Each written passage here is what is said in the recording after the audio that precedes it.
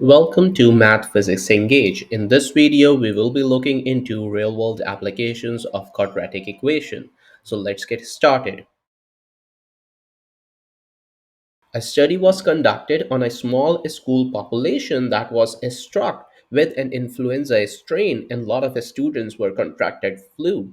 And based on that study, a model was created given by p equals to negative t square plus 13t plus 130, where p is the number of a student and t is the number of days. So they plot the data and they try to fit the data using a quadratic equation, and based on that they figure out a relationship between the days and the number of students that are being contracted the flu. However, this data was only fitted up till 6 days. So keep in mind, most likely that the outbreak after the 6th day, it might have been following an exponential curve. So the quadratic equation might not be able to fit that data. However, what we need to find is at which specific day 1/60th student had the flu. Now, once we are given the model, let's write it down and see how we can figure out the day here. So we are provided that p is equals to minus t square plus 13t plus 130. And since we are provided with the student, so we are looking for p value of 160, that is negative t squared plus 13t plus 130. Now let's move these terms on the other side of an expression to get a generalized form of our quadratic equation. So this will become minus 130 plus 160 equals to 0. And simplifying that, I have this expression here.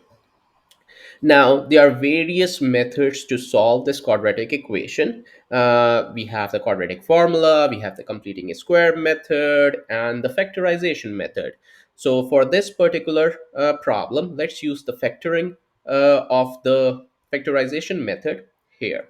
So to do that, first we have to look at the coefficients. Here you can see for t square, it is just 1 that is being multiplied here. And for the c value I have here is 30. So if we multiply these two, the answer will be 30. Pretty straightforward. However, the next step is we need to factor this 30 in such a way that their sum will be equals to negative 13. Okay, so let's see how we can do that. Now, if I have, let's say, negative 10 times negative 3, and if I take a product of these two, it will be equals to 30. In addition, if I take the sum of this, that negative 10 plus negative 3, their sum will be equals to negative 13. So we have the factors of this 30 whose sums is equals to negative 13. Once we have that, now we can rewrite our expression that t squared minus 10t minus 3t plus 30 equals to 0. Okay, now once we have this, let's do the factorization. Let's see, t, take that common, it will be t minus 10. Now minus 3 is t minus 10 equals to 0. Further simplifying, I have t minus 10 and t minus 3 equals to 0. Okay, so we have this guy here. Now, next, let's figure out, finally solve for the value of t. Let me do it here. That t minus 10 will be equals to 0. That is one of the solution. And the second one is t minus 3 equals to 0. So t is our 10 and 3.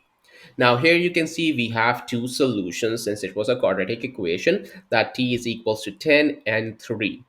Now recall t is representing the number of days and our model is only fitted up till 6 days here. So in that case, my first answer that t equals to 10 won't be applicable. So we are going to discard that, and our correct answer will be 3 days. So at the third day, 1/60th student contracted the flu. Okay, I hope you like this problem.